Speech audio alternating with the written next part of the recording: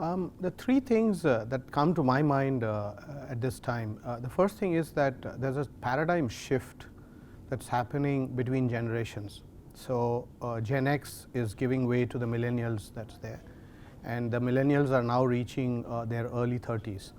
And in this process of change, what's happening is that they are taking more of the decisions, whether it's in their own businesses or in terms of creating new businesses. People who are businessmen or entrepreneurs, first-time entrepreneurs, they're much younger than what the older generation is. So that's the first trend or the shift that's happening, and therefore your adaptation to offer wealth management products and services to that segment needs to significantly change, because earlier you were offering it to an older class of people, and now the population is concerned is much younger.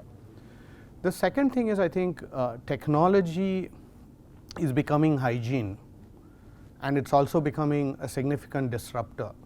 So Gen X grew up with technology being infused into their lives, whereas if you look at Gen Y, they start or they're born with the fact that there are iPads and iPhones and other devices that are available, and they have access to them. So they think that it is part of their lives. So as they grow and come into the next era, essentially, and they're taking their decisions, their decision making is going to be far quicker, far more responsive. Right?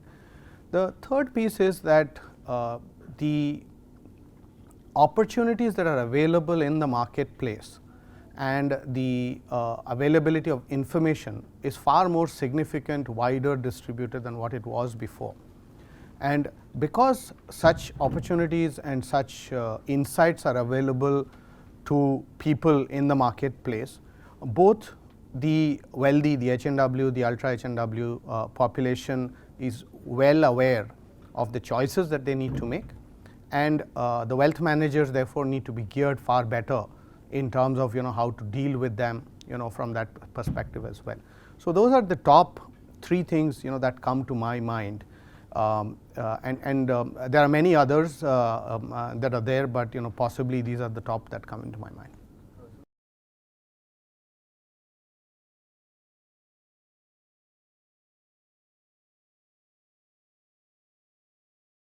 So I think the most fundamental thing that I see on wealth managers is that they have to be differentiated. It's no longer going to be where they offer vanilla services. They need to be extremely differentiated. They need to read up much more, get more akin to what the marketplace has to offer from a global perspective. A lot of Indian investors are investing abroad.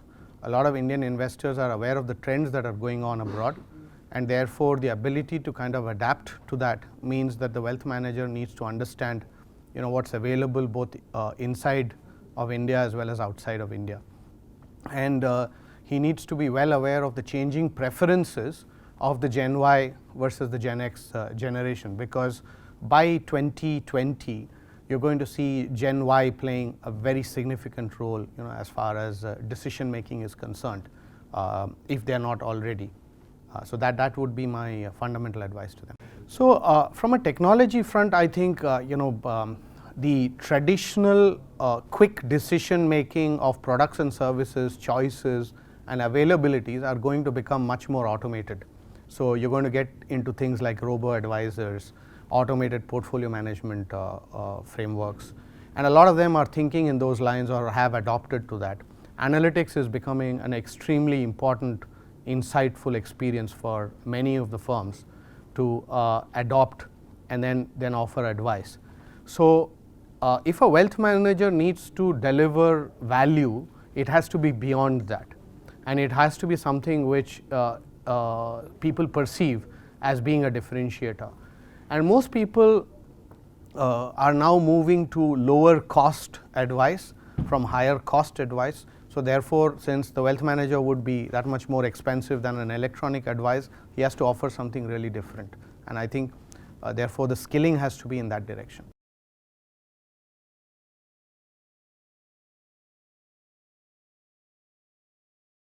I think it's not about one individual organization, but it's the framework. The fact of the matter is we are moving from people who have $1 billion and $100 million to people who are just millionaires and $30 million. And we're also moving into a segment which we call as mass affluent, where wealth management is starting to play a significant role, especially with many of the wealth management firms in India. And when that shift is really happening from saying I move to a very wealthy person to just a wealthy person, the person who is just wealthy would be much more cost conscious towards that perspective. So when I see that happening, you're going to see technology and automated advices on statistical inferences and analytical inferences becoming that much more common knowledge and feedable, and therefore the importance, if I say I'm an RM in a bank or in an institution, then I would have to do something far beyond what just statistical inferences give, and more towards insights and more towards value drivers, which are far more complex than what we're seeing from robo-advisors, so to speak. And that's going to be the challenging point. People still prefer human beings, but the cost of advice from human beings is going to get far more expensive, until and unless we find a sweet spot between both of them.